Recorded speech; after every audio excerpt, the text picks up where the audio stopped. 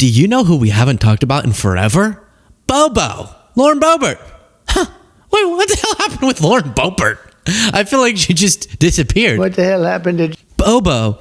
And James Talarico, friend of the show, I think we could say, appeared on Bill Maher's program with Boebert and ran circles around her. It was rough. Okay, so let's check in with this clip first. Just seemed and James Talarico is running for Senate in Texas. He's currently a state representative. like nobody has any integrity anymore. It's only about what team we're on. And the FCC and then they is weaponizing, switch on a dime. Well, and the FCC is weaponizing a technicality. They're going after an exemption that's existed for decades because they don't like some of these late night talk shows. I mean, Jimmy Kimmel made a joke they didn't like, and they went after him. Stephen Colbert called out Paramount's bribe to Donald Trump, and they went after him. Jimmy Kimmel. From, his own network with pressure did. from the FCC, from the federal government. I mean, this is government overreach. His network could have pushed back on that, and he's back on the air. He's making his crappy jokes. I have conservatives in my family. I have conservatives who I grew up with. Y'all always warned us about government overreach. Mm-hmm. You warned us the government would cancel free speech. You warned us about the government usurping the role of the church. You warned us about secret pedophile rings. All that is now happening, and your party is enabling it. And I know you've stood up on some of these things, which I appreciate. We need more people in both parties willing to stand up. But I'm really bipartisan Boebert at your service. Well, I just think. Oh my gosh, I love how not funny she is. Just sort of the way that she says something, you're like, oh my gosh, that's not funny. I don't know what character that was. Oh, it's funny. What are the shoes? I really think the Republican Party has to get back to those small C conservative values. And even when they're guys in office, those values shouldn't change. So, I mean, a brilliant thing to list off. Wait, didn't you warn about government overreach? Oh, didn't you warn about threats to free speech and a secret pedophile ring? And now, that's kind of your party, huh? You warned about tyranny. Lauren Boebert specifically ran a bar called Shooter's Bar where everyone had guns. Why? Because you gotta have guns to protect against a tyrannical government. I'm pretty sure it was her who was on tours with Matt Gaetz, and they were talking about, the reason you have the Second Amendment is to kill people in response to a tyrannical government. There's Lauren Boebert. Hey, shooters! Wow, shoo!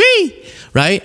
The whole thing, and now their worst nightmare of masked government agents violating people's rights, mocking the fact that people should have rights, and detaining people without cause. And I don't hear Boebert very up in arms. James was trying to do a little bridge building and say, you've stood up on some of these things. He's referencing Boebert voted for the release of the Epstein files because she had to, because otherwise, there's going to be a political shitstorm. But no, she hasn't stood up on that, on defending our rights, opposing tyrannical government, being strong in her advocacy for the First Amendment. So there's that clip. Then you have this one as well. Just the quickest pause to request that you click the subscribe button, the simplest, easiest, freest way, completely free, to support the work that we do. Right below the video, click that subscribe button. Back to the video. QAnon was wrong about one big thing. They thought Donald Trump was the one to take down this secret pedophile ring. When he is mentioned 38,000 times in the Epstein files, he flew repeatedly on Epstein's private jet and then lied about it. He sent Epstein a happy birthday card with a picture of a naked woman talking about their, quote, wonderful secret. So the fact that QAnon thought that guy was going to take down the secret pedophile ring when he's right in the middle of it, I think was clearly wrong. I don't think Trump's ever coming back from this, and he shouldn't.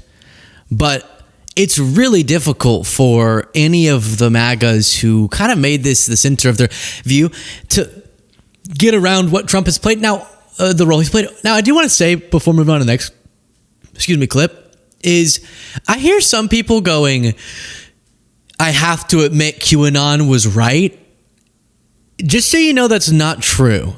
I heard this in that thing of or in that show of, QAnon was more right than I thought, but they just got it wrong that Trump was the hero. No, that was the whole thing, was that every Democrat they didn't like was engaged in a pedophilic child sacrifice ring, and Trump was going in to tear it down. Like, you can't just go, because there's pedophilia related to this series of bombshells, now we just say anyone who ever referenced that term is logical, okay? Because they were not logical, and their entire theory actually was disproven. Just so you know, disproven by the Epstein file releases. So none of this, I apologize to QAnon nonsense. The whole theory was built to make Trump seem like a hero. Now, the next thing is about the separation of church and state. And just remember, Lauren Boebert is the person who famously said this. The reason we had so many overreaching regulations in our nation is because the church complied. Amen. The church is supposed to direct the government. The government is not supposed to direct the church. That is not how our founding fathers intended it. And I'm tired of this separation of church and state junk that's not in the Constitution. It was in a stinking letter, and it means nothing like what they say it does. Imagine if I said, I'm tired of the Second Amendment junk. Now, I had to make it in a voice because otherwise that clip could be out. It's like a whole problem for my PR team.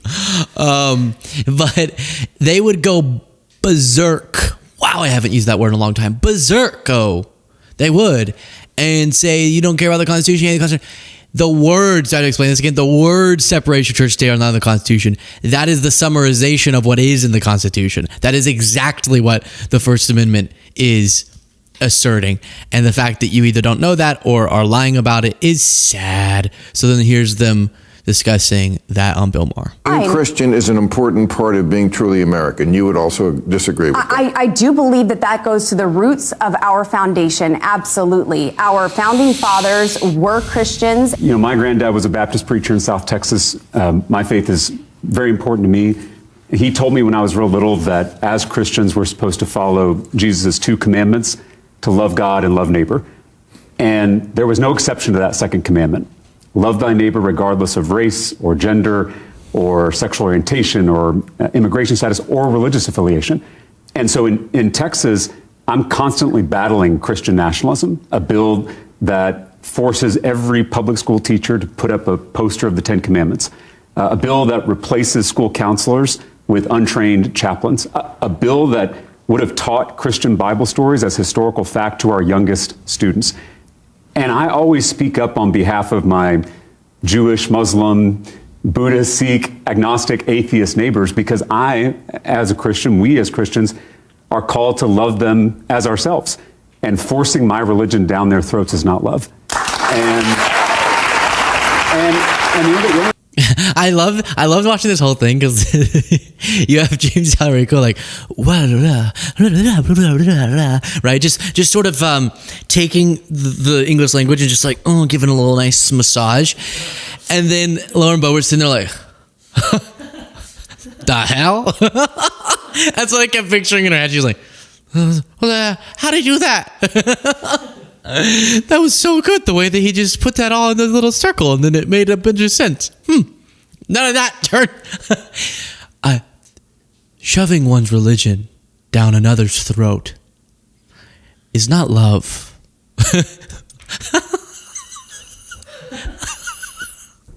Never mind.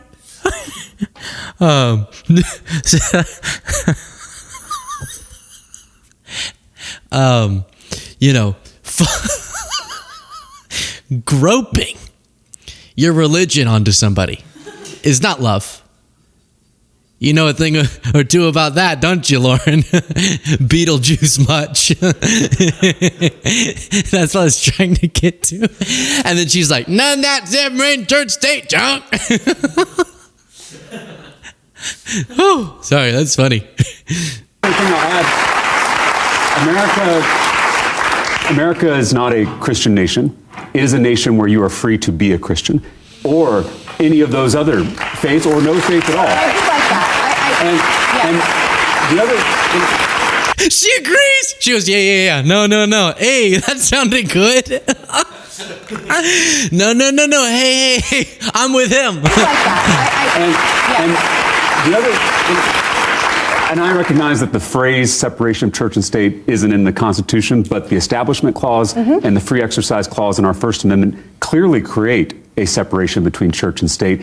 And many of our founders were deists, which I think a lot of the far right, the religious right in this country would probably call them not real Christians, given their beliefs. And yes, they blended Enlightenment thinking with a Christian background into something that I think a lot of far right Christian leaders would not recognize in this day and age. So I think it's just important that we remember our true history and we try to honor that promise of America, of a melting pot, of e pluribus unum, out of many one. It's a promise we obviously haven't ever fulfilled, but it is one that we're still trying. Man, I almost feel bad for Bobo there. That you don't want to be caught in between a rock and a Talarico. Okay, you just don't. You don't want to be caught between Maher. No, yeah, I guess yeah. Huh. Even Maher was quite there. Wow, that was just a good way to explain it. This is why Talarico mocking you right now is so exciting to me, because if you, as I did and as they did, grew up in Texas, you know, a lot of Democratic messaging doesn't hit here. It just doesn't. Trust me. I'm always going around, well, what about trying to explain it to people, and I feel like I'm pretty good at explaining things, but still people don't like it usually. Whereas I've heard now multiple people in my life who are more conservative be like, that Talarico guy is kind of good, because it doesn't feel attacking. He is attacking MAGA, but it doesn't feel like he's speaking down to them. And then he's leveraging a Christian undertone to a more progressive message, which, hello, why hasn't this been done way before? Tons of Democratic politicians are Christian and are really really struggle to merge the messaging a little bit. I don't want everyone to make all their political messaging religious, but it's just, in his case, for the voters that he's trying to appeal to, this is a really good way to go. You've heard a lot of things about Democrats just wanting to tear down all of our morality, and there's a bunch of people humping all over the streets and putting drag queens into the thing. And let me tell you what I believe. I want to do what I feel. This is James's message. Jesus embodied. So if you believe in that, here's what I see as what he embodied. And then going through how more progressive policies actually are how you support the sick, love the elderly, uplift the low income, and promote a more equal in opportunity society. That is so universal. And if we could fixate on that across religious barriers, all the way from really religious and this religion, that one, to not religious at all, across even political barriers. I think most people hear a message like the one that he'll explain and go, yeah, that's not too bad. Like this one, for example. The only minority destroying America is the billionaires.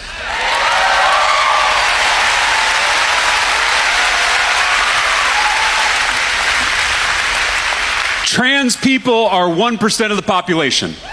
Muslims are 1% of the population. Undocumented people are 1% of the population. We are focused on the wrong 1%.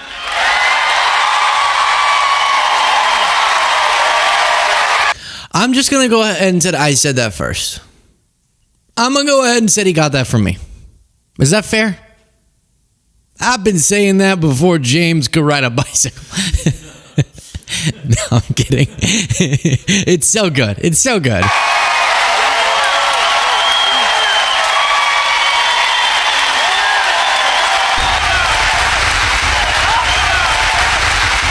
Trans people aren't taking away our health care. Muslims aren't defunding our schools. Immigrants aren't cutting taxes for themselves and their rich friends.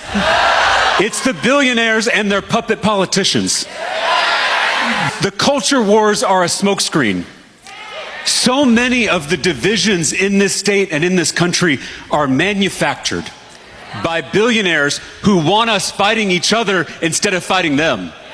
Oh, okay. It's just good. That's just good. Okay. Who after hearing that wants to talk more about, but I heard there's a furry in the thing? Nobody. And if they do, what? I don't know. Then they're Joe Rogan. That's what we're talking about next. No, not really. But yes, we are talking about Joe Rogan next.